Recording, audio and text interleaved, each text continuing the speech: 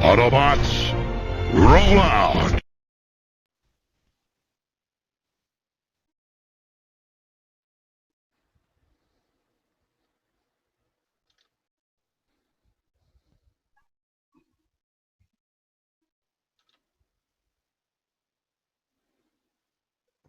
In a cold, faraway world, a battle is raging between evil and good. From the stars, they came here to Earth, caught in their struggle through the whole universe. Robotic warriors. Zapja here. Welcome to Transformers for your listening pleasure. TFYLP for short.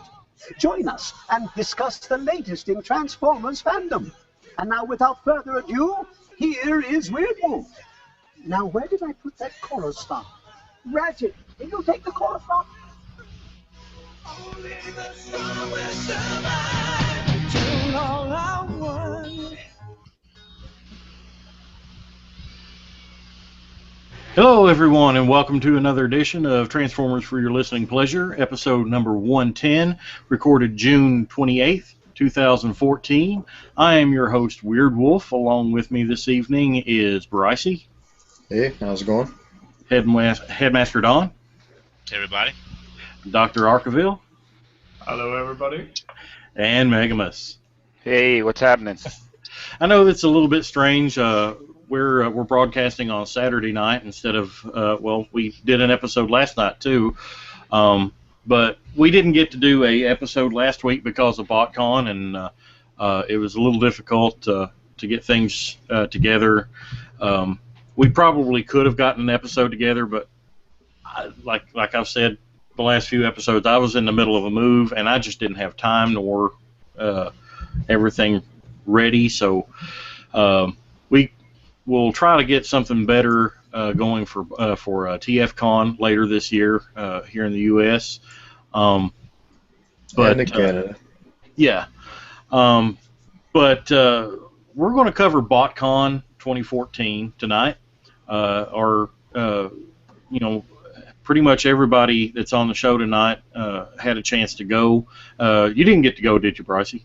No. Okay. So it's, just me and Brycey didn't get to go from tonight's show. So we're going to talk about experiences at the show and also talk about some of the big reveals that they had and anything else that's BotCon related.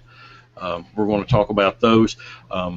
I know Proto Man may join us in shortly. I've sent him a message, and hopefully he's able to join in with us later. But Megamus, you were a dealer at the show. Tell us a little bit about your experience and some of your highlights. Besides making a lot of money. Highlights. Well, it was back in Pasadena again, which sucked. It was a different flow this time from the past couple times we've been there. I was talking to a bunch of the other dealers too, and I was like, it was just weird that we had a lot of people on Saturday as normal, but then we had a whole lot of people in on Sunday. So that was kind of weird. So it was pretty busy all weekend. We, of course, did our room-to-room sales, which was fun, and actually got to meet Tobias and hung out for a while. It was pretty good times. Wouldn't you say so? Yeah, it was great. I loved it. It was really great. That's what's good about BotCon as well. You get to meet a lot of people that you have probably just spoken to or just written some words to on the forum. Or what it was. Exactly. And, you just can't tell on the camera just how frickin' tall that guy is. But he is. How tall are you, Tobias? 1 meter and 90 centimeters. We don't have a feet system here. Oh. Which, you know what that means in the U.S.? A lot. He's tall. That's all that means. Yeah. So 190. I'm 6'3", so would I have to look up to him? He's taller than you. Oh wow. Okay. Yeah. I don't look up to a lot of people. He's pretty tall. I'm sitting on the floor right now. Yeah, see what I mean? I mean, he never told you that. He does that all the time. He's kneeling He's right 6'3". now. Yeah. 6'3" according to the converter. There you go. He seems he's tall. He's a tall guy. About the same height as me then. Yeah, there you go. Well, I'm just short, so you're all tall to me. So. Well, you have that Tom Cruise syndrome going. So if we ever have a video of where we're all standing together, we'll I'll just stand on a milk crate. Yeah, stand on a milk crate. But unlike Tom Cruise, I don't have that crazy aspect going on. So maybe I'll get that in time. Yeah. So Jump on the sofa. Yeah, I can start jumping on the sofa. Yeah, I could do that. You put me on Oprah Winfrey, and I'll jump on the sofa. I'm telling you, I'll do it. Just don't start sliding across the hardwood floor in your underwear, and we'll be all right. I already did that, so that's okay. That's already off the bucket list. So you're saying that the attendance was up for this BotCon? BotCon? No, I wouldn't say it was up. Oh. But it was a different flow. It really was, and it was just it was weird. Friday, which is usually a really, really good day, was okay, and it was kind of like everyone just waited to the last minute, holding on to that last dollar, and then just had to spend it before they left. So it was weird. We did really well. Of course, it helps to have lowest prices in the whole dealer room, but that's beside the point. So it's sort of. Go ahead. Because when I was in Universal for the Friday night event, I saw convention pre-registrants getting Hound and Galvatron from some of the studio stores inside Universal, and Voyagers inside Universal were $42.50. That's crazy. And people were buying. I saw people with them in their hands and their wallets out. So ask me again why I don't deal with new toys. It's just one of them odd. Like you said, some people were holding on to their last dollar, but I was seeing people buy those Voyagers. That I told one guy, I said, "Give me your name and number. I'm on RFC. I'm on TFYLP. I can get you Hound and Voyager for $25 a piece." He said, "No, I'll just get them while I'm here." Okay. Crazy. It was weird. It really was. They're going to be everywhere for a long, long time. Yeah. This first wave never goes away. Well, to give you an idea, I saw a Dark of the Moon barricade on the peg today. I had to run into a Frankfurt Walmart to get a windshield wiper, and I kind of dipped into the toy section there and check out what they had. And they had some Dark of the Moon carded figures still on the pegs. Wow. Now I see those occasionally at Family Dollar when they're still $5 from the last time they ran that big promotion where all their Dark of the Moon was $5 late last year or middle of last year. Heck, my Walmart 1 year after Christmas had a Universe 1 Snarl show up from somewhere. Wow. Well, I thought at first that whenever I saw the barricade, I thought that it was a return, but it was still sealed. So I'm really not sure. It was it was actually clean. It looked like they just pulled it out of the case. Most likely they had just a case laying around somewhere in the back room and that they found, and either that or it might have been a layaway someone never picked up. Yeah. Yeah, so BotCon's, you say the flow was different.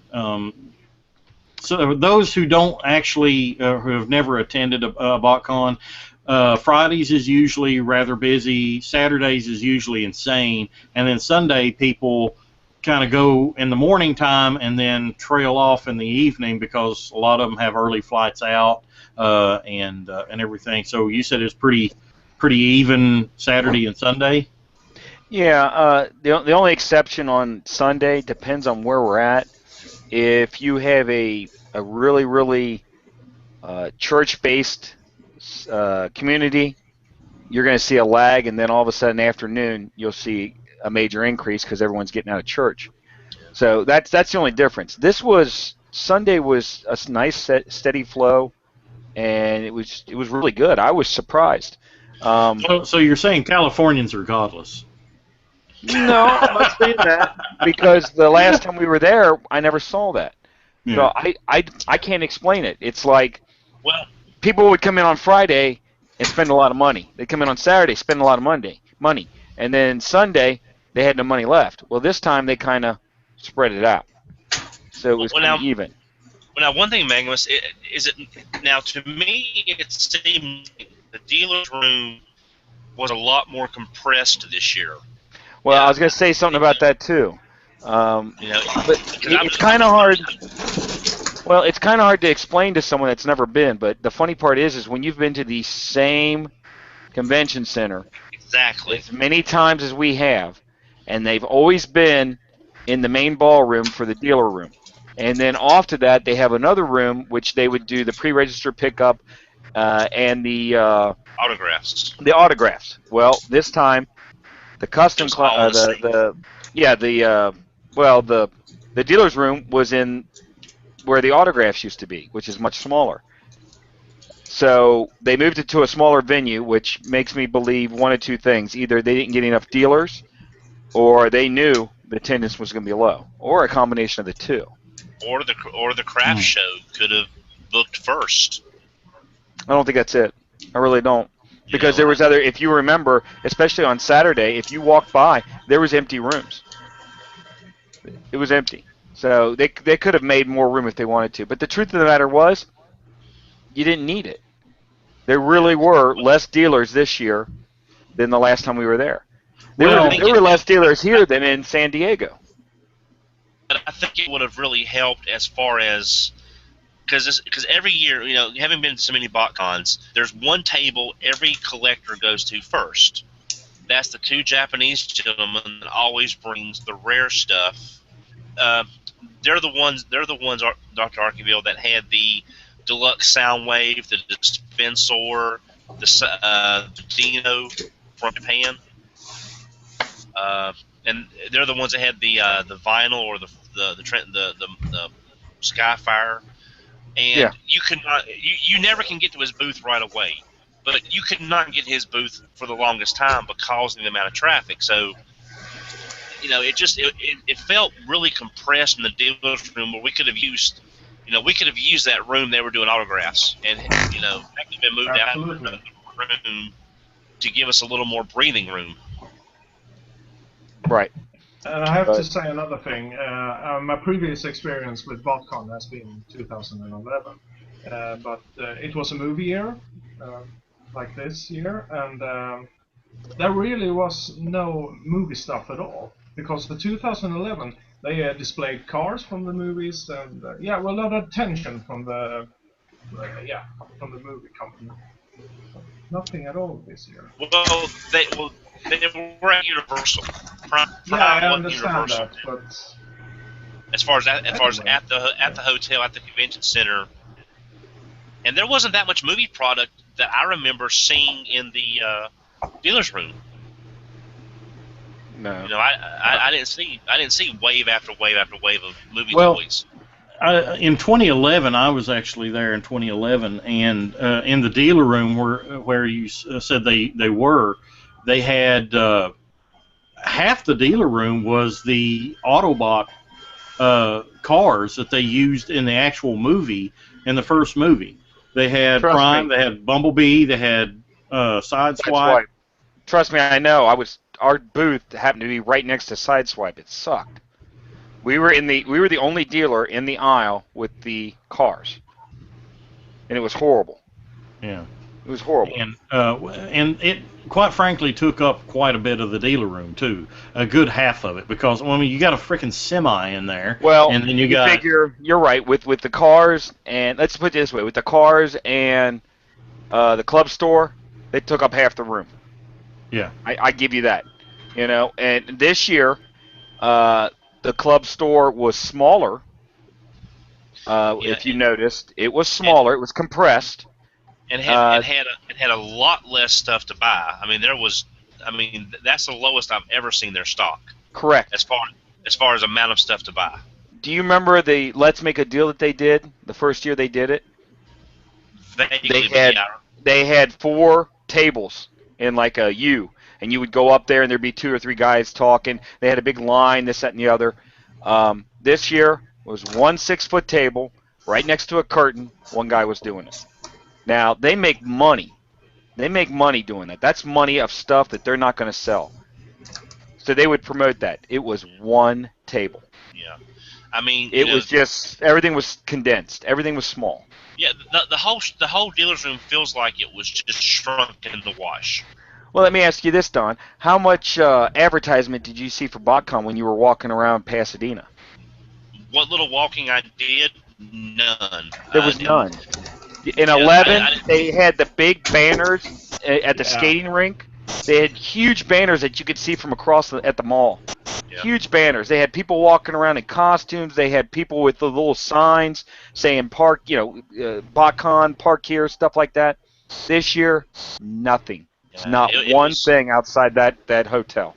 It was almost like they were trying to keep it a secret, which I'm sure there was some advertising the few days beforehand in the papers and such, but there was nothing there visible that I saw on the outside of the building. Nothing. And you know what I'm talking about. Remember the huge banners? I mean, what were those, like 10, 12 feet long? Yeah. Yeah, and then you had the cosplayer as King Starscream. Yeah, they were all jumping around, and they were all. And what people don't understand is there's a main drag strip right in front of the convention center that there's a big crosswalk to go over to the mall, and evidently that mall is pretty popular. Oh yeah. So if you were sitting in the mall and you looked over at the convention center, there's a big ice rink, an indoor ice rink. Yeah. They had banners from the ceiling hanging. I mean, they were a good 12, probably bigger than that. But that's what they did in 11. And people would go, what the hell is that? And they'd walk over there. They had banners. They had people on the corners flagging people in. This year, nothing. Yeah. And that's what I mean.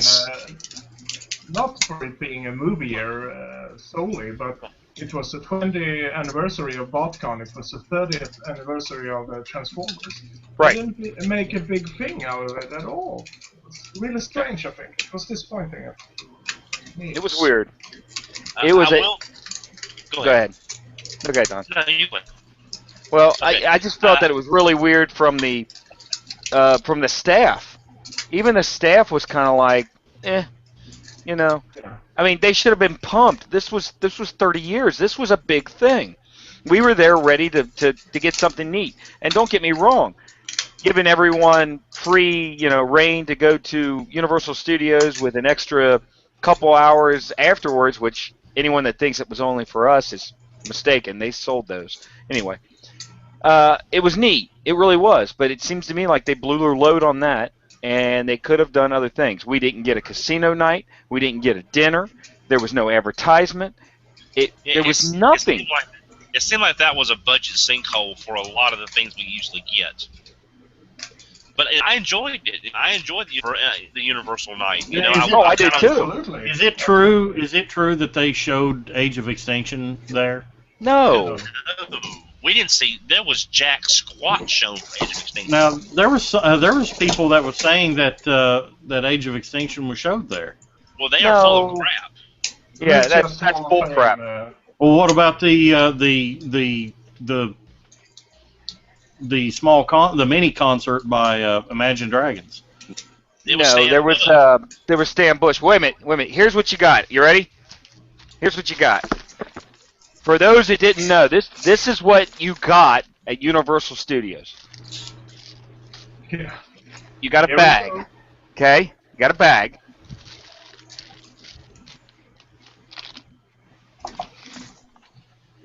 You got a kick-ass poster. Okay? That was good. Yeah, I did. And probably one of my favorites, and anyone that went the year before or year before that, when they had the ride, you got one of the cups from the Energon drinks that you could get at the ride. Okay? You got that. Then you had to be at the right place at the right time for the freebies. The freebie stuff. Yeah, they had little freebies that they were giving away, like these guys. Did y'all lose video too? I didn't. wow. That totally. Let me see. Rescue box freebies, huh? Yeah, I missed the bag because I missed all that free stuff. Well, I mean, I literally, you got a poster, you got a cup, you got the bag, and if you stood in line, you got one of these. Okay, so I don't feel as bad now because I was That's actually it. reading reports that that there was an early showing of Age of Extinction for the Well, attendees. let me ask you this much: Are we And, still rated PG-13 or whatever it was? Yeah. They're full of shit. Yeah. And so anyone that thought, and I laugh at them, oh, we're going to go see Age of Extinction. I laugh at you. It never happened. Well, hell, we Wrong. did. We got to see 15 minutes of Dark of the Moon, and yeah, Right. we got Michael Bay in 2011. Big freaking deal, you know. Well, for some people, that would even be something, okay? But we didn't get any of was that. cool. What we got was a Dinobot, some sort of little Hall of, and they threw in the Hall of What's the Fame, Hall of Fame? which I thought was a frickin' joke. It was a joke. And I'll tell you something else, too, and Tobias and I talked about this. When we got off the bus, they went, there you go. That's it. We walked around, and people were like, well, didn't the bus driver tell you we have to meet back here at such and such? And I'm like, no. And then it was the next day. The next day we were told, oh, didn't you know all you had to do was show your pass and you can get to the front of the line? I'm like, this is neat stuff. All this is neat stuff, but no one told us. Communication. Yeah, I never heard that at all. Off the bus. Yeah, evidently, if you went to the Transformers ride and you showed your little badge, they would move you to the front of the line like they would one passengers. Or single riders, what it was called. They had a single rider line, and they would move you to the front. No one told us. We sat in that line for over an hour. No one told us. The only thing we found out by accident is that any merchandise you got 10% off with that badge. Yeah. So that's why probably some people were buying the Galvatrons and stuff. Even still, they were paying overpriced for it. Sure. Absolutely. But I will say this much, and I love the whole experience. I think it was great. I love them. I tip my hat off to them.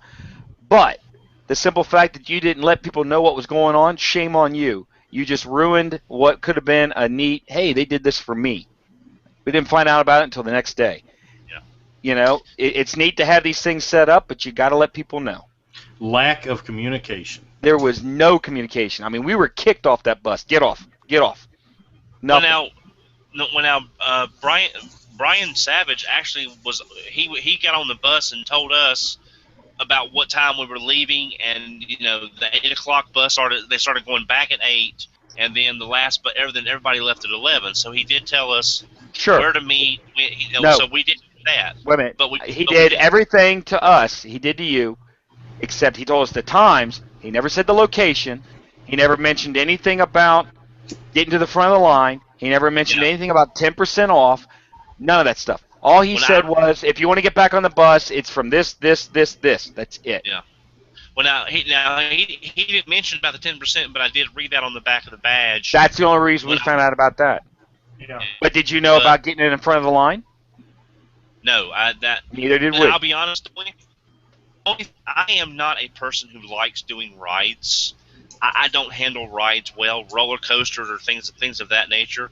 So I only rode the Transformers ride one time. I didn't ride anything else. I wasn't in line for anything. I was just walking around enjoying the park. Well, but I'll be honest with you. We rode the Transformers ride once, but that's because it took an hour to get through it. Had we known we could go to the front of the line, we probably would have rode it again. Yeah. Was it worth the hype and everything? How was the Transformers ride? No. It's that 3D crap. It's that 3D crap. I want a real ride. I don't. Well, okay. Well, I'll be honest. I went in through the single-person ride because, again, it's just me. And actually, Brian Savage rode it with me because he went in single as well. So we were in the same evac car. I thoroughly enjoyed it because it was a ride that I could handle. Like I said, I don't do rides all that well, but I had fun. I didn't feel like I was going to be sick on it. And the use of the 3D, the angle of the car, all the effects, when you're at the top of the building and you feel like you're falling and before Bombi catches you, you forget for a second that you're safe in a car. You think you're actually going towards the ground. So, I mean, I thoroughly enjoyed the ride, but I see your point, Megamus. If y'all had waited that long, your enjoyment factor was diminished greatly. And so, yeah, that was a definite oversight on somebody's part. Yes. So, once again, let's just back up completely. You go to BotCon. It's, what is this, the third time we've been at that hotel? Fourth, Well, I'm counting. No, it's third. It's Okay. fourth if you count BotCon 2004 with the Hartmans. Okay, I've been there 4 times because I went to all of them. So Yeah. it's nice because I knew the ins and outs. I knew, like, I could jump down through the weight room, through the pool, and get. We can hear you. I didn't have to worry about this, that, and the other. Blah blah blah. There's little ins and outs. So having the same hotel, awesome, no problem. Convention center, not a bad convention center. It's great. Room-to-room trading was great as it always is. We had a lot of fun with that. Friday was okay, like I said. Saturday was great. Sunday, I went through all that. The panels I really can't say too much about. I did go to the one about the BotCon where they did the whole linear of BotCon and ideas that were never came to fruition. That one was neat. I tip my hat off to Pete for getting that together. That was neat. I think the park was a good idea in theory, but it fell short based upon the what we just discussed.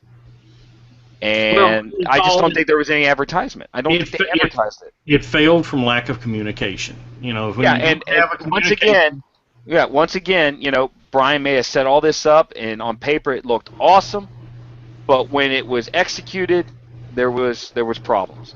And unfortunately, more people had the problems than those that didn't, because almost no one knew about these benefits that we were supposed to get. Yeah. Proto Man, can you hear us? Yes, I can. We can hear you now. I'm just messing with the apps here because I'm never used to this Hangout thing. What's up? Well, welcome to the show. You attended BotCon 2014. We're talking yes, about. I did. Yes, he the did. Fallout. What was your experience at the show and your thoughts? Well, BotCon, I always go into it way different than how everyone else who goes to BotCon goes into it. You going After through doing a window? it for You going through a window? Yeah. Okay. I go in through a window. You going through a window as opposed to a door. I got you.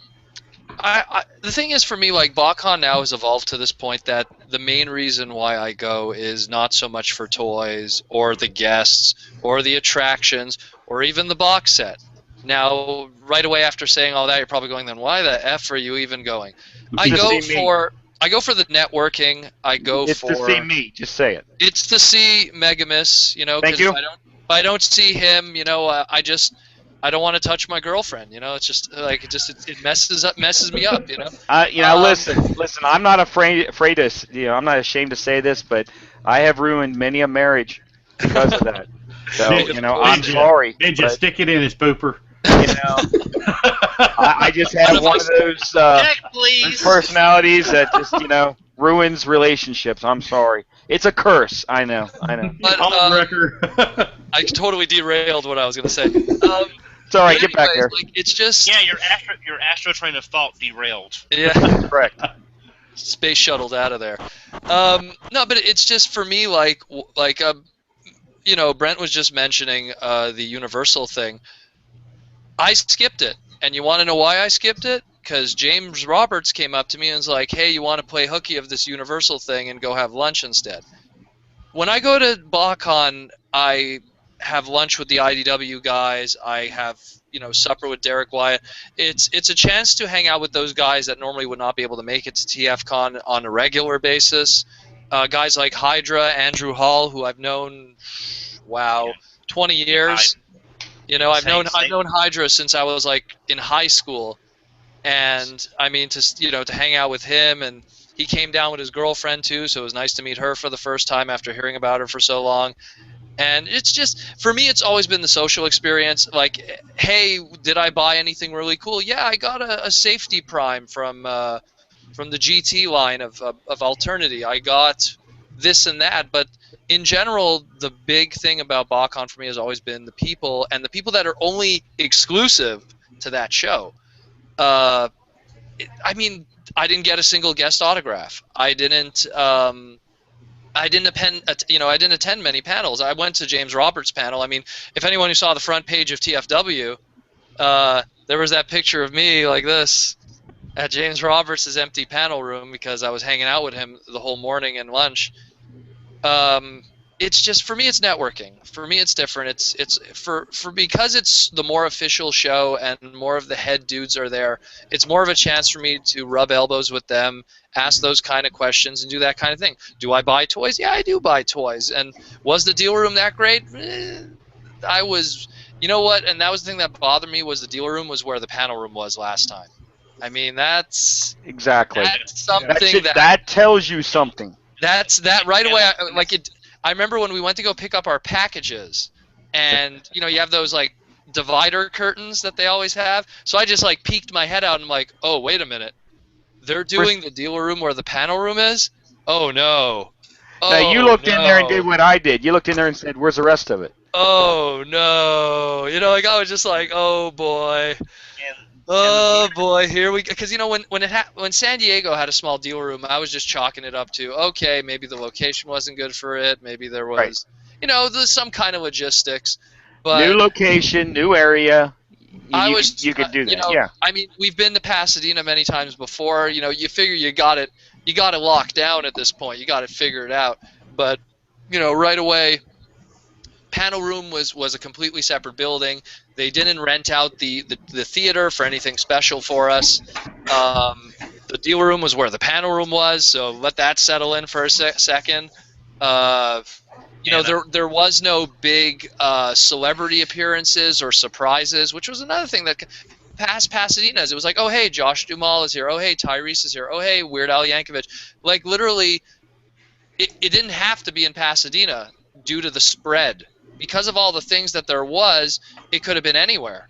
Usually when it's at Pasadena, it's like, well, we could get the Cars there, or we could get some kind of celebrities there, or we could get, but really it could have been in Rhode Island. It could have been in Florida, it could have been in Texas, and it would have been the same result. Well, except that they had that whole setup with Universal. So other than that, I agree. Really, everyone I talked to who went to Universal, and the same reason why James Roberts skipped out on it with me was because when he was told what was going to be there, he was kind of like, 8 hours, Stan Bush concert, and Universal ride. And it was just like, and then we even heard like some people were just kind of like wandering around because there's just nothing to do. And I saw you got like a goodie bag or something. But, I mean... I just told you what it was. I mean, really... It kills me. Everyone was really... All the way up until when we got on the bus, everyone was like, they're going to wow us with something. They're going to wow us. I know they are. Until we were on the way back to the hotel, and they were like, they didn't wow us with something. It's like, I'll get off the bus now. Yeah, I mean, exactly. Like to me, skipping out on that completely and going to have supper with James Roberts, the two guys from Game Grumps, really just to me people that are like pseudo celebrities in a sense to me, and to go have lunch with them and just have serious conversations about anything. To me, that is the real Universal ride. That's the real experience for me. Then, I mean, Stan Bush concert, as a seasoned BotCon veteran, Stan Bush has been a little worn out for me at this point. No offense to Stan, I love him, but that whole weekend I was just kind of walking by his table like he would have been any other guy. I was, I didn't talk to him at all. I kind of, like I said, hi to him like on the Friday or something, but, to me, I'm worn out on Stan Bush, so a live concert, I mean, didn't mean anything to me at this point. The ride, it's going to be there for the next billion years, so I'll get my chance in the whenever. I think that if I was going to come all the way to BotCon and then to waste 8 hours of my Saturday night on the Universal tour, I don't know. Like I think to me it was just better off to hang with my buddies, to network, to rub elbows, to go to parties. you know, the little after party stuff. And I mean, anyone who was following my Twitter feed, like, I was going to sketch card parties with the IDW guys, which was unbelievable, the amount of stuff that was going on at those things. Then the Japanese guys showed up, and they were drawing their animated stuff, and Derek Wyatt showed up. And then Pete Sinclair showed up and did the most bro thing I will ever say about Pete. Pete, you know, no one can make fun of Pete because Pete came down to the sketch card party with the IDW guys and stuff, and I skipped all the panels practically. And then Pete was like, someone told me that you didn't come to the BotCon retrospective panel. There was a Rodimus thing in it. I was like, are you freaking serious? There was? And he's like, yeah, hold on, I'll go get my laptop in my room and bring it down. So I got to see the whole panel privately with Pete and the IDW guys, like, outside the bar. And he's like, as long as no one takes any pictures. So, I mean, that was really cool of him to, like, show me all the panel stuff that I missed, too. So, like, I was able to enjoy it on a more closed kind of network thing, but it was really fun. I mean, in all honesty, it was probably one of the most fun BotCons I had, but it had nothing to do with BotCon. It had nothing to do with the deal room. It had nothing to do with the exclusives. It had nothing to do with the panels. It had nothing to do with any events or anything. I mean, the bar at Pasadena is garbage anyway, so it had nothing to do with the bar or the location. It just had to do with the people that I hung out with, and they made sure I had a great time, a lot of laughs. I mean, Well, Josh Perez and Derek and Kotori and the Japanese guys, Sakamoto-san and Naoto, everyone just made sure you had a good time because the Japanese guys were singing Japanese themes, and when you're someone like me that just wants to sing the Messenger theme along with them, you just have a surreal experience, you know? And them, it blows their mind too. They have this white guy, and he's like, "Koreru sodareru osiro super roboto Mazinga Zeto," and it's just like it blows their mind, you know, like these Japanese guys that flew across the planet and they see that kind of stuff from some Canadian dude. Over to them, it's just an American, you know. But it was, again, what made it fun for me was the people, like it always has. And did I buy stuff? Yeah. I look at the stuff that I bought, and it's like, yeah, you know what? I bought some GoBots for $5 a piece that I was missing. I bought, oh God, it was all stuff from Azusa's table, the Japanese guys. Like, I mean, I wasn't going to be buying stuff from Tony Presto, you know, with overpriced animated exclusive stuff. I love Tony, but I would never really pay his prices. You know, I wasn't going to buy stuff from a lot of the other guys because I wait on a lot of new merchandise. I went to Azusa's table. Oh, hey, I'm not even joking. Guess how much I paid for this guy here? Ravage X9. I already have one, but Azusa had it on his table for $30. And I was like, I'm going to buy this, and it might make me sound like a scalper, but I'm going to buy this and put it on my table at TFCon and put $70, you know? And because especially, and that was another thing that dawned on me too this weekend, I was talking with some of the British people that came down, and they were like, how much did you pay for your flight to come to LA? And I was like, oh, well, from Montreal, it's $700, just my flight. And they were like, oh, hold on a second. They were like tapping away on their laptops and stuff because they were doing a podcast. And it would have cost me $600 to go to the UK. So, I mean, for me, if anything, I'm not paying for a cheap flight or anything. I'm just paying for an experience to just have fun. Because if it was about the exclusives or the dealer room, I might as well just sit at home and wait for the eBay auctions to pop up, because I'm pretty confident it's $700, which would have been my flight. I could have easily gotten every exclusive this year. I would wait for that one guy that would do that catch-all eBay auction of everything and Primal Prime, and I'm confident $700 probably would have got me everything.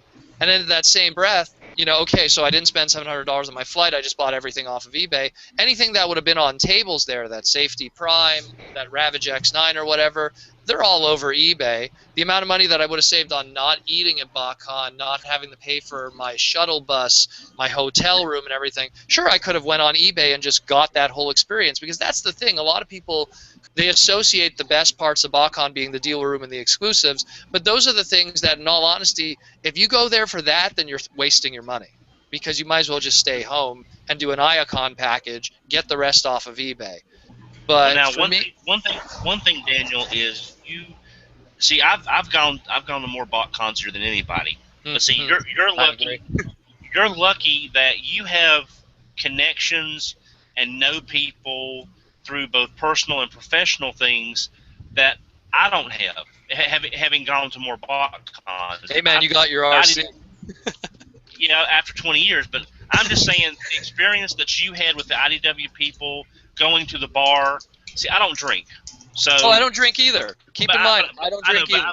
But I'm just saying, you with the knowledge that you have in your professional and personal abilities gives you connections the average BotCon goer doesn't have. So they're not going to be able to enjoy these same levels of interaction that you would with Pete or with the guys from IDW. That is true, though. I agree and I disagree with that. Yeah, Brent's probably going to bring up what I probably will say too, which is I think that we all could, because you have to realize I didn't come into BotCon in 2001 knowing everybody. I didn't come into BotCon 2007 knowing IDW in my pocket. Right. It was just, you have to rub elbows. You know, you got to talk to people. You got to go to the bar, and there will be Matt Frank, who works on IDW. There will be, like, the first time I met Hydra, although I knew him online previously. You know, like, you just got to kind of break the ice. Now, granted, yes, not everyone is as social as everyone else, and it's a lot more difficult for other people.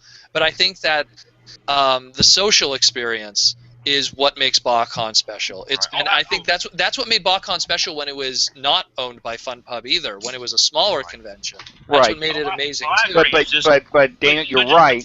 I'm just saying, like I've said before, if you just make the effort, and God bless it, we are socially inept as a community. Yeah. But just walk up, stick your hand out, say, "Hi, I'm Joe Blow," or whatever, and start a conversation. And I've said it before, because you guys know automatically you have at least one thing in common. Yep. Start talking. That is I met Daniel that way. I met I walked into a that way. party I've met and there was you name Brent it. and his brown brother there. I keep forgetting his name, Mustafa. What's your friend there? Yeah, Mustafa. Yeah, you know, like, and that's how I met you guys. You know, I just went in there, shook hands, introduced myself, and the ice was broken from there. Flash forward, I think 5 years later or something. You know, we're here today. Oh yeah. You know? But it's by just talking to people. Tobias. Yeah. You know, this is the first time we ever met, and I'm like, you got to come by, and we hung out almost the whole convention. It was great. So, absolutely. But you got to interact. He hooked me up with some other. I want to say Swedish, right? They were Swedish too, correct? No, they're from Holland. Holland. God dang it! I don't know these things. Anyway, they were from Holland. I didn't mean no disrespect by that, but they were from Holland, and I got a couple items that I needed for myself, and met a couple good guys that were just awesome to hang and talk to, and hear how things are different in different areas. But you're not going to get that unless you speak up. You have to put yourself out there. I bumped into him in the line, actually. Yeah. Yeah. And last year, I went to Megamist's room to pretend to buy something just so I could go and hang for a little bit. And there's nothing wrong with that. I don't mind if you pretend or not. I left with some, but yeah, he stole. I'm looking. That's okay. There's something to buy. Speaking of that, Tobias, as a European attendee, what's some of the things that you noticed that, I mean, the international contingency that attends BotCon, did you notice quite a few familiar faces from your neck of the woods there, or? No, no familiar faces, but I saw that there were some people from Norway, and there were some people from, we already mentioned Holland, and Iceland. Are you a regular at Auto Assembly? No, I never been. Okay, because there was a lot of the Auto Assembly guys there, I noticed. Yeah. I recognize some of them, and I talked to one of them at a bar. Wasn't that right, Brett? Yeah. Simon. Soul Fury. Soul Fury, I yanked him over, and we were talking because, and unfortunately, I'm not good at editing, but we have to edit the video. But I got an interview with Brian Savage at the bar. and I was telling Simon about it, and then they got to talking, and so you see everybody. Super Megatron, talked to him for a little bit. A whole bunch of the guys from TFW, a bunch of my buddies from overseas that, once again, I get to see once a year. And Exactly. yes, that's why it's worth it to me. And that's why the other thing I like going to, I'm going to go this year to TFCon, as you know, is because I got friends up there. And yeah, it's nice to see what I can find, and maybe I can find that one thing I really need for my collection, but it's one of the good things with Canada, we're plentiful of UK exclusives. So I know, and I actually need to there's a few holes in my collection that I would like to get, but it's about seeing friends that I only get to see once a year, if that. Yeah, well, especially with TF, because to me, honestly, and I know this might be an attack against TFCon. While TFCon is the bigger dealer room, I find it, for at least personally for me, it has less of the interesting stuff for me, because it's a lot of G1, it's a lot of modern stuff. So it's bigger, but it doesn't have those weird pieces I'm looking for. So again, even TFCon, for me, it's not about the dealer room. It's not really about the guests. It's not really about the exclusives, which I have here right now. And some stuff was already shown on my Twitter recently. But at the same time, yes. But no, you're right. Now here's the funny part, because you mentioned that. I went into the dealer room and I'm like, I got my two-fisted, barrel of cash. I'm ready to go spend. What do you have for me? And I walked and I walked and I walked. Nothing. Oh yeah, I walked that dealer room a few times. Azusa put up one of these. And yeah, see, and Azusa is the only guy that you have to keep going back to the whole week. Well, he had that, and I'm like, well, it's a good thing I got it, because that leads into a whole nother story. But I got it because I thought, you know what, gold plastic, it's only $40. I might as well get it, and I'm glad I did, because as it turns out, mine sitting in my shelf broke, which we'll go into that. It just by sitting there in a box in a display case broke. But anyway, I'm not gonna go into that. About mine over there. Okay, I got this from a trade from Tobias. I love that set. I love carded, sealed samples, so I grabbed that. But the funny part is, and this is no disrespect to anybody, but my biggest purchase, I went, oh my God, was my $10 knockoff that I found at a table. That's it. That's what I found in the dealer room. Right, that was the one you showed me, the Onslaught. Yeah, that's the Battle Gaia knockoff, and I love it. But yes, I went there fully expected to buy something great. That's what I got. So I don't go there to buy stuff. You go there to meet people. Yeah. To see the people that you never get to see. That's the same bid. way people will fly across the world to go to a landmark, to see the landmarks, to experience the culture, to do that kind of stuff. Not really to shop. Like BotCon has really evolved into, for me, as a legitimate vacation. That's what it is, where I'm literally going for the experience and the people. And I don't really mean the experience as to experience BotCon, but just everything else around it. That's why I like Pasadena. I would like to see them move it around again. Absolutely. Somewhere fresh, like somewhere they haven't been before. I don't know. Like I can't even give an example of where I'd want them to go, but just surprise me at this point. Well, let me put you this way. From a dealer point of view, and I can say this in all honesty, we did well this year, but the last time we were there, which was 3 years ago? Mm-hmm. We lost money. Oh, really? We lost money, and you're like, why the hell did you go back? Because it wasn't about the money. That helps. It's always nice if it can pay for the trip and everything, so you get to do this for free.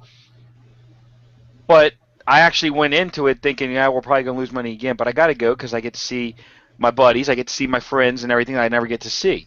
So for it to actually make money was a plus. But even as a dealer, I look at it as my main thing is I get to see the friends and people that I never get to see except once a year. Yeah, and for someone like me, it's totally a loss. I'm in the red hardcore, especially from just due to location. You know, for me, it's like TFCon, there's a way to make money. You know, TFCon Chicago, there's a way to make money. A lot of other conventions I do locally, I'm like a dealer. There's a way to make money. BotCon is the only convention I do out of the whole year that it's 100% in the red, and by a large margin of money. But I prepare for that year. I prepare for BotCon. Well, let me say, I'm going to preface this by saying one other thing. We almost didn't go this year. We almost didn't go. And the main reason was because in the back of my head I kept thinking, well, we had a bad show last year, not BotCon related, and the last time we were at BotCon in Pasadena, we didn't do so well. So this is probably going to, we're not going to be making money here. We're probably going to lose. And I'm like, I do want to see my buddies and everything, but maybe they'll be at TFCon, this, that, maybe. So I almost talked myself out of it. But it was actually a whole bunch of people, and it was quite a bit of people that asked, you're still going to do your parts party, right? You're still going to be there. It was people that relied on that to fill in those gaps. Experience. Yeah. Right. So we had to.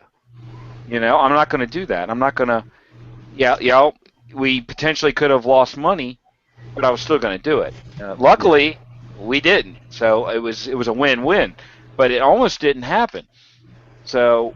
I like to say that, it's all about making friends and seeing your friends and everything, but sometimes you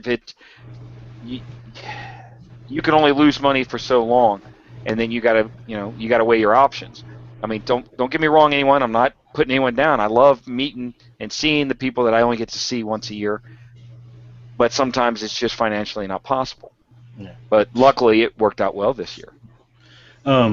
I want to take this moment, and Brett might want to help me out here a little bit to acknowledge our sponsors.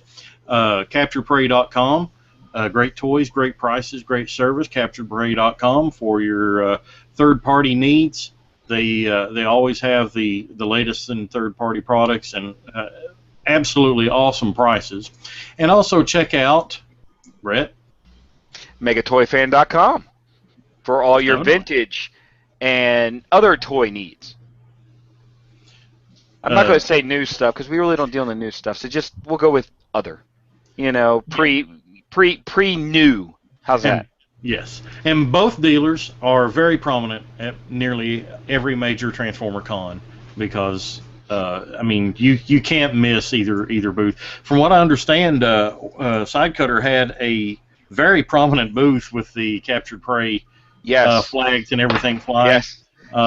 He bought these. Oh God, I'm going to say 20-foot banners. I mean, they were huge.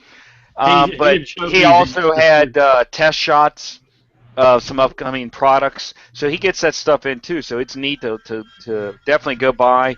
Of course, buy from him. Always buy from him. He's always the cheapest, and if anyone can tell, I'm probably one of the cheapest mofos around here, and I get my stuff from him. So what's that tell you? So, but you also get to see new items because he does get prototypes, test shots. He gets stuff in, special pricing. So definitely check it out. Don, you had something? Yeah, well, I was just gonna say I got at the show. Now this was a BotCon special, but I got the second edition of Citizen Stack, who I chose to get over MP Magnus for personal reasons, and I got him at probably $5 less than anybody else in the dealer's room. So I think Captured Prey for that. Honestly, my opinion, and that's everybody has an opinion. They're like a-holes. Some have more than one. Yeah. MP Magnus looks awesome, and I want one. But honestly, even though he's a little bit out of scale with the other masterpieces as far as the MP cars, I think Citizen Stack proportionally looks better to me than the official Masterpiece Magnus. And the price that Captured Prey's got on him is pretty awesome. So, speaking of third-party products, there was an announcement made, and I know that there's been an addendum to this, but we're going to talk a little bit about it. There was an announcement made at the convention that third-party products were banned, and that anybody caught selling them would be removed from the dealer room or asked to leave, which was a joke. Now I heard it. It's true. But let me put all rumors to rest. Unlike the rumor that we were all going to get to see the brand new movie at BotCon, which didn't happen. You guys are crazy. Didn't happen. I was there. Yeah, no. We were sitting there. Well, I was actually walking around the room at that time, and all of a sudden, over the loudspeakers, I heard, third party, blah, blah, blah. And I stopped, and I was like, what the hell was that? So I walked by, and I asked another dealer, I said, what did they just say? And he's laughing, and he says, they said that anything that's a third party that doesn't have a license or something has to be removed from the table. And I went, really? And about that time, it was Saturday. About 11 a.m. It was right. Yeah, it was early. It was early, but maybe about in the middle of the day. So, but everyone was already set up at that point, correct? Pretty much. Oh, we'd already had a day. You know, you figure 3 or 4 hours on Friday, whatever. Yeah. So I mean, you already had almost an 8-hour shift into it, and then they just said this, and the club store is still doing what they were doing. The security's still over by the door. Not one person that I noticed walked the room. I feel it was just a, hey Hasbro, I'm covering my ass by saying this. That's it. Well, from what I understand, the clarification was that the announcement was made because a Hasbro representative had had noticed something on one of the dealers' tables, and the thing that they noticed was a knockoff of an official Hasbro product. For example, like the Wheeljack that I have. It's a knockoff, and it's in Hasbro packaging. It is clearly a knockoff, and they took note of that and asked Brian to have them removed. It did not. And now Brian said third party, but from what I understand, it did not include what we consider third party. It was for the knockoffs. He should have clarified knockoff. Well, but then this is a knockoff. So that should have not been sold. But here's the thing. I can tell you that. I mean, I'm not gonna say scoured, because I mean I know for a fact afterwards when we were breaking down, there was one whole row that I never even made it to. But I know that I looked that dealer room over fairly good. I don't remember seeing anything like the knockoff box G1 Insecticons. I'm trying to remember some of the others. You know the real knockoff ones. They were probably there, but I didn't notice them. Yeah. So if that person was asked to take those down, I didn't see it. I didn't hear about it. There definitely wasn't a dang on witch hunt, posse coming to get whoever. Well, so they must have been very discreet about it. Quite honestly. Go ahead. I did see the KO Dinobots at one table. Now, I did not hear. Yeah, I did not hear about this announcement until Sunday evening, and I was literally not buying anything because my suitcases were jammed full. I could not. He didn't make an announcement on Sunday too, did he? No. I'm saying I found out about the whole announcement thing. Okay. After it had been done. So, right. So I think it was just that once. It was right around noonish, maybe a little earlier, and it was very discreet. And I think it was just like you said. Maybe they you don't want to say singled this guy out, but maybe there was just that one thing that they were asked to remove. They were very discreet about it. It wasn't a witch hunt, because remember the one year, everyone was afraid they were going to come here and just bring a cart and take all your stuff and blah blah blah, because we all had to sign this waiver about third party stuff, and everyone was very vague, and everyone was afraid of it.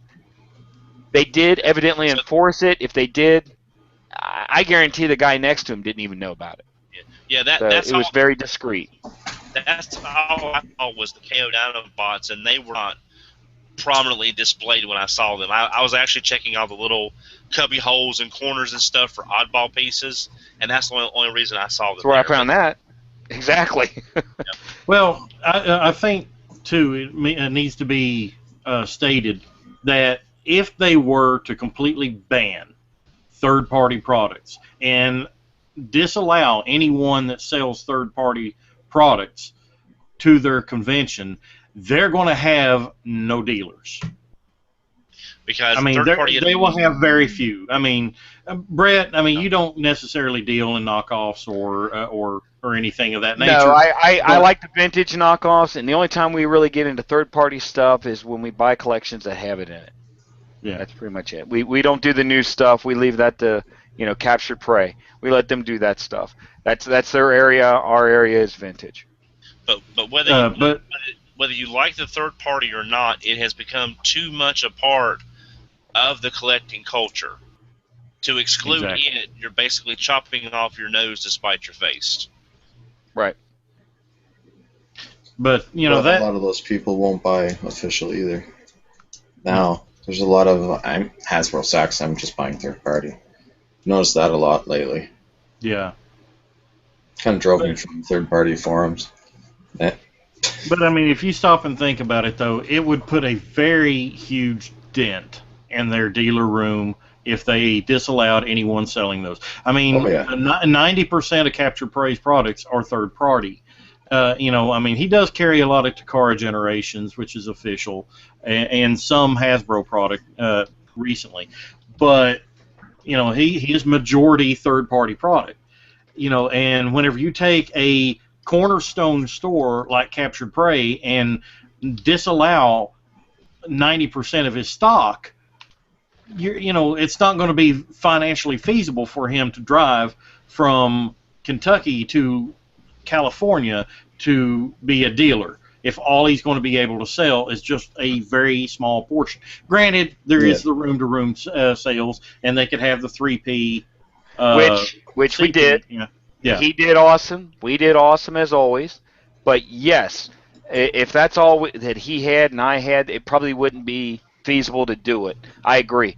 But I don't think that that's the issue. They've actually already decided that it's these ones that are making themselves out to be original. Yeah. And they're just so close that you need guides like one that I made, and I know there's a bunch of other people that made the box guides that you got to really look at and go, okay, yeah, this is knockoff. Whereas, I don't know, let me grab. I don't have anything, but even this, if you look at this, okay, anyone who's seen a vintage one, if you look at these stickers, that is not a vintage sticker. All right, that is a knockoff. It's part of a Megatron sticker, italicized. Yeah. The little, yeah. So there you go. You're gonna know. Well, this, look at exactly. Now, see that to me, unless it was smaller or even that, you're talking about. That's a dead-on likeness. That should fall under the knockoff. That's banded. This is GoBot Jeeper Creeper to give you a size comparison. Yeah, that's the medium-sized one, isn't it? This is the just above the world's smallest. Yeah, just a little bit bigger than the world's smallest. And aside from the Victory Saber, the Robot Master Victory Saber is the only knockoff that I have now. But the toys, the convention toys. Don, did you want to show, or do you want me to? I actually have them here. Yeah, go ahead, because all mine are open in the living room. I'm okay. On a display. All mine are sealed, but I have some of them open here. Okay, go ahead. Yeah, we got the freebie, the Flame War. A nice callback to 2005. Which I thought was an excellent idea.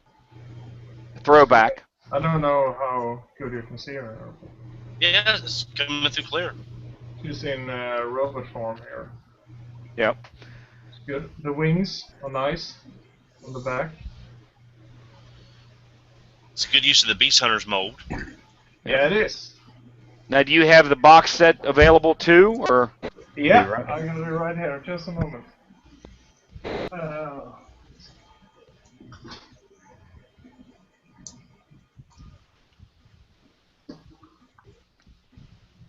Incidentally, if I remember correctly, the box set sold out. The freebie figures probably, not available, of course, and the assembled figure are the only things that sold out since BotCon. I think they're still selling on the club store the others. This is the first time that some of the add-on figures that I can recall, none sold out. Prime sold out as the assembled figure, right? But I've got that one right here. Yeah, that was the only one that actually sold out, other than the box set. Yeah. Pounce and Wingspan were really good. Yeah. Now, I actually have something that that is BotCon set related. I don't have the set or the toys yet. Definitely one. Yeah, but I had agreed not to show these off until after the BotCon because, until BotCon they were kind of secret.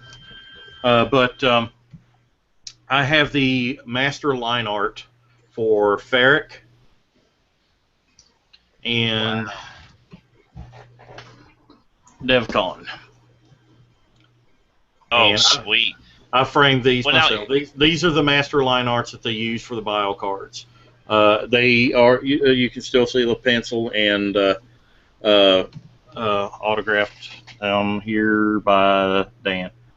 Yeah, so I thought that was Dan's work. Show Ferric again. Ferric? Yeah, show that one again. Let's see here. Dan does just awesome. Up in go towards the top of it. Very top of, okay. Yeah, that area. Show that up to the camera. Yeah. Okay. There it is, and this is the finished piece right here. If I can back it up a little. There you go. Okay. So there you go. Yep. Looks like it was just mirrored. Yeah. That's about it. But they are absolutely gorgeous pieces. The framing I did myself. I mean. By the way, I know where you got those from, and you beat me to it, so I should smack you for that. But I won't. Well, I have to smack Capture Prey because I actually had the master line art for Scorponok in my hand, and I was going to purchase it, and he swooped me. Well, you can beat his ass later. Yeah. But I got these guys, and I'm really happy with that. So. Yeah. Well, see, I'll be honest. If I had enough wall, I would buy every piece of art that Dan's done. But I did get lucky about several years ago. Y'all remember the Genesis 88 Mile an Hour book that came out a few years ago? The coffee table art book? Yes, I remember seeing that. Yeah. His Fortress Maximus is the last image of the book. I bought all of his line art that he did, and they did not use for the book. Fortress Maximus, Cerebros, Spike without the helmet, Cog, Fortress in Battle Station mode, and in City mode. Wow! I got all 7 pieces. All right, who got the box set open so that we can see it? I got it. It's all right. I can pick up the toys as well for next. Very nice. It is very nice. I got a cannonball, not with the funky legs. They were. Oh wow! Then you're in the minority then, because I heard that. I heard. Yes. I hate you. Because I heard about the trouble with the legs from the cannonball on Saturday, so I went up to that info booth at BotCon and asked them to show me one of the So did you get yours fixed? Did you get a swapped out one? No, mine was right. So really, I just compared it to the faulty one. Well, when I found out about it, I went and checked, and there were no fixed ones to swap them out with. Everything they had at the info booth swapping, everything had bad legs. Wow, I haven't even checked mine yet. The only thing I checked was the Scorponok to make sure they were assembled correctly, because he had one that was misassembled, and that one I wanted to make sure because that was pretty bad. So, and mine were fine. Now, what was the obviously Scorponok was the most wanted figure out of the set, but was there any other figures that really stood out as everybody's, oh my God, I have to get that? Well, in my opinion, it actually went Jinrai, Scorponok, DevCon, Cannonball, and that Fearex. That was last. I mean, that's the order it went. So actually, Jinrai was more sought after than Scorponok. Well, I think the whole third-party company coming out with a new Scorponok might have had something to do with that. So, but yes, when we took a box set, we actually took 2 box sets and just said, heck with it, we're going to throw them up. And the first one to go was Jinrai. Actually, to be honest with you, Jinrai, DevCon, Cannonball, Fearex, is it Fearox or whatever? Fearex. And then the last one to sell was Scorponok. Wow. How much did Scorponok sell for? We wound up selling it for $150. Oh wow, that's a lot less than I was expecting. Well, I didn't want to bring it home. Honestly, if you take everything, I think because the last one, the Scorponok, we gave them the box too. Just here, we did a little better than break even, but I figured my son got to go to Universal Studios for free, so I'm good. It wasn't really about making money; it was about breaking even. Yeah. Well, out of the. Oh, go ahead, Tomas. Yeah, I just want to say I think Scorponok is okay, and I love the fact that they included the headmaster with him. But I have to say Jinrai was my favorite. I love the color orange, and I just can't believe I got him around here somewhere. I look at it, and I swear the first thing I said, I can't find it, is, okay, so now we got a Prime that likes the Bengals. That is the first thing I said. I'm Bengal like, Prime. Which, I'm sorry, Proto Man, that is American U.S. football, jargon. I'm sorry. No, to me, I look at that Ginrai and I picture it as, like, you had Mystery of Convoy. When you beat the game, you were able to play as a Rodimus. That was just an orange Ultra Magnus. So I imagine that's the Ultra Magnus under the armor. But that's just me reaching. Right now, I hate to tell you this, but you know what would have been awesome? If they had kept that, saved it, and right around Halloween, popped that one out as a Halloween special. Yeah. I think it would have been neat. Something like that. I think it would have been neat. Paracon 2-pack. Yeah. Well, now something I hope we see with that Jinrai is I am kind of hoping Fan Project City Commander updates it a little bit and releases a complementary color scheme. I wouldn't be surprised.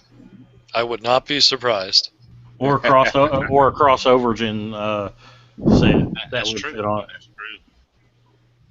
That would be awesome. Well, anybody have any closing thoughts? Anything that we haven't covered about BotCon? That we haven't talked about. Anything that really stands out from the show? Stands out. I'll put it in a nutshell. Don't go for the toys. Go for the people. Yep. That's it. And oh my God, that's coming from a dealer. Oh my God. But that's the reality. It is. If it's too expensive for you, then it's probably a good thing you're not going. Because you shouldn't be going for a money reason. I wasn't going to mention it, but there was another news bit. Well, actually, we haven't talked about any of the reveals at the con. Yes, we can go at least another 10 or 20 minutes on this. But I do want to talk a little bit about this news bit because it is a somewhat hot topic around the fandom. And honestly, I think a lot of people are blowing it out of proportion and taking, not necessarily out of context, but it's really, and the answer is yes. The thing that Brian Savage said during one of the panels. Now wait a minute. Let me ask you this, and before you go into it, Which panel was this? Because I heard I'm nothing wanting while to we were there. say it was the panel where they it was I think the TCC panel where It was the TCC Collectors Club Roundup table. Now, Don, were you there? Yes, I was. What are you guys Okay. talking about? Kind of Well, wait lost a minute. Here's what I suggest we do. Durin, go ahead and make the announcement what it is. And Don, if you could follow up as you were there, if you get the same reaction as what has been posted, because I heard nothing about it. I heard no bad things in that regard the whole time I was there. Well, the reason I want to bring it up is because there's some fans that it is such a sensitive topic that they are saying they're officially done with. They have given the club so much leeway, and this right here was the straw that broke the camel's back. Whoa, now, whether or not they he'll say it. I skipped every panel, so I don't know what you guys are talking about. I only heard this afterwards, but Durin, go ahead. I'm intrigued. But basically, people were talking about Scorponok, the one that was in the set, and they were talking about some of the early issues that they had with the new neck where the head fits onto the mold, and apparently some of the early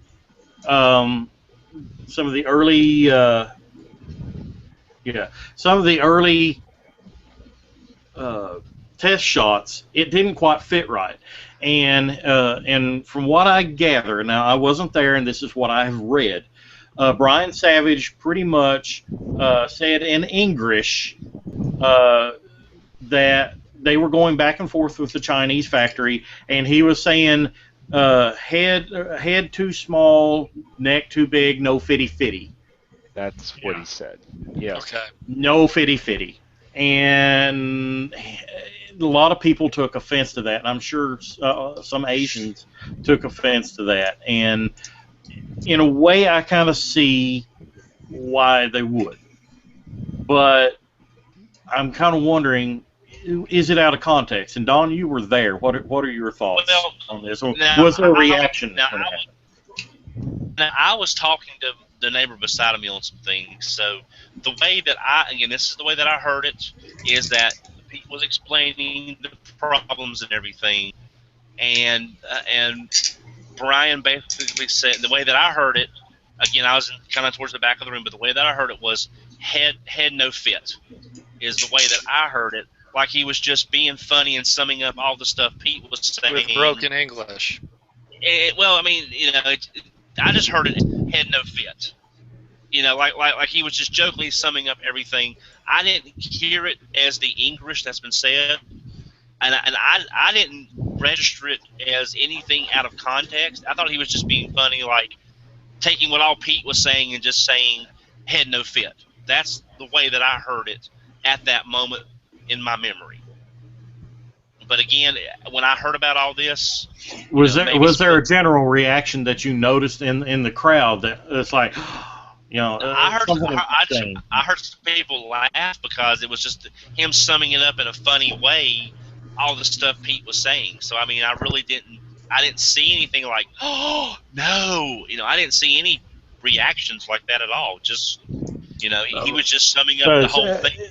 No, essentially, it's just a few fans that's kind of overreacting to something that was very small in the grand scheme of things. He may have said it in an English kind of way that I didn't catch, that far in the room.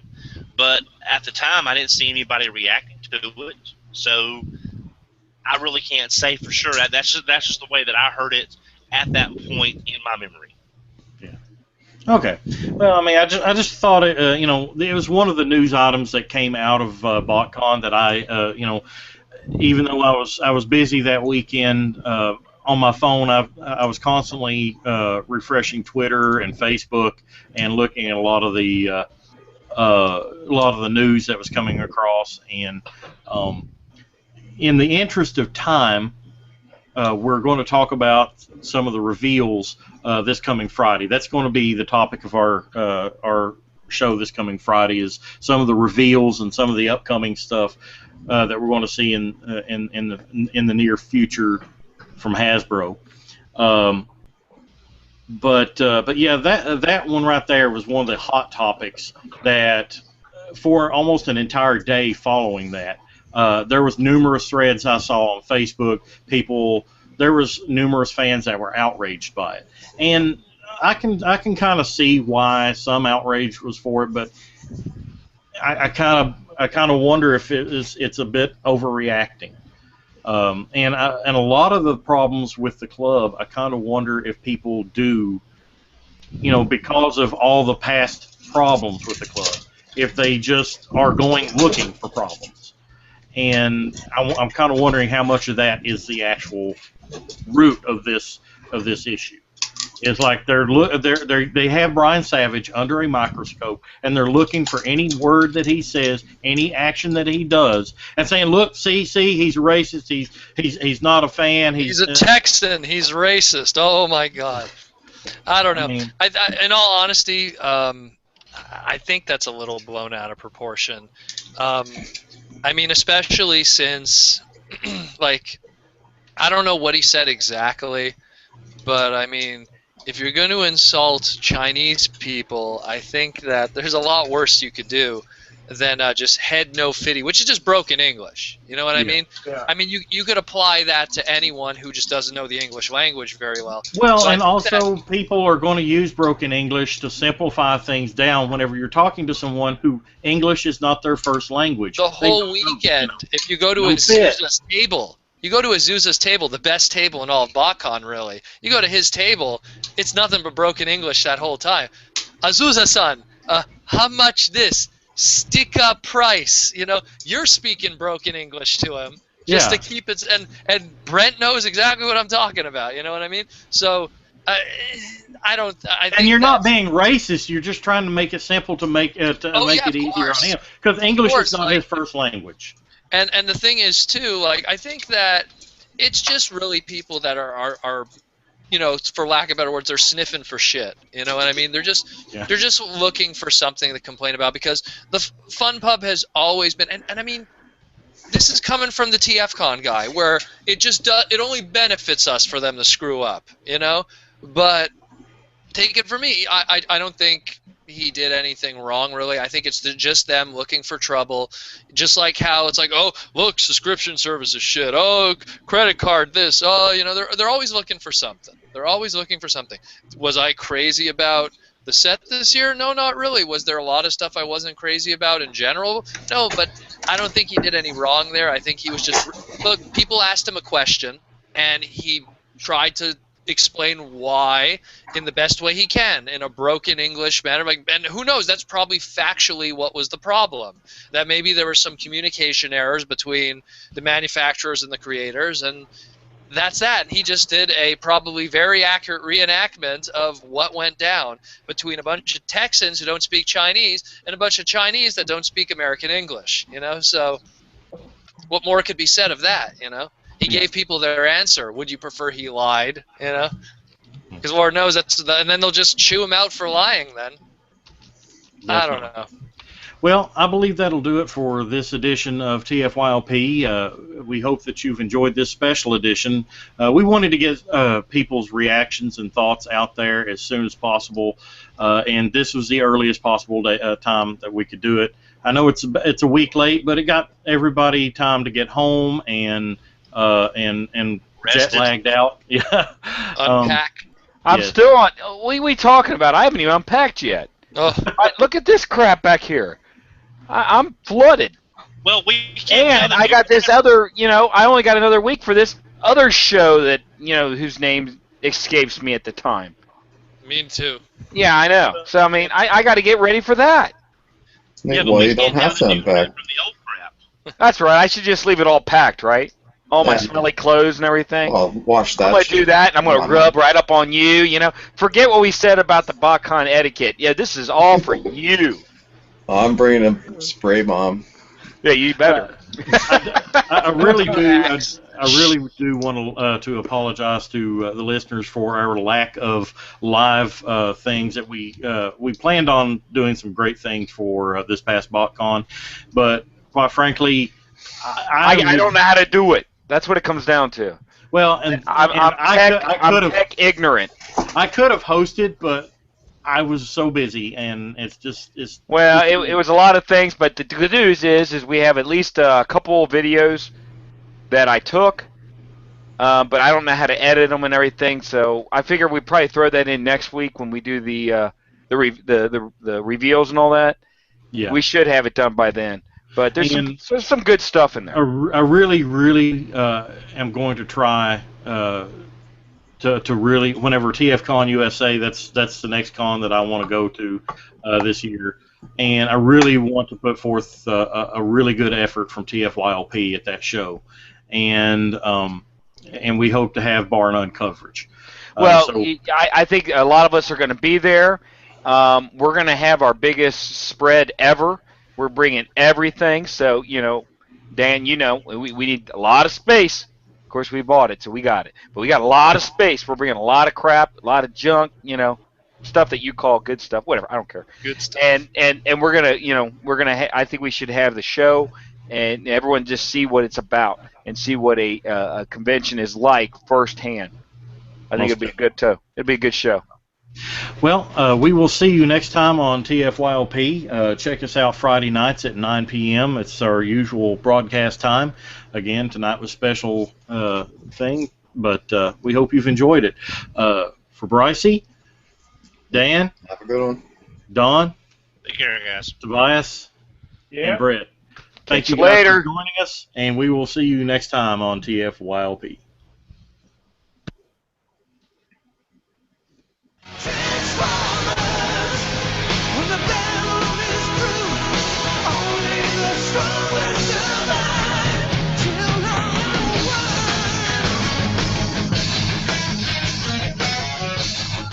This has been Transformers for your listening pleasure, a presentation of tftalk.net. We'd like to thank you for listening and ask that you please rate us on your favorite podcast outlet and share us with your friends. Be sure to follow us on Twitter at TFYLP. Email us at podcast@tfylp.com. This is Paul Eichner, and on behalf of TFYLP, we'd like to thank you again for listening. And we hope you'll join us next time for another TFYLP.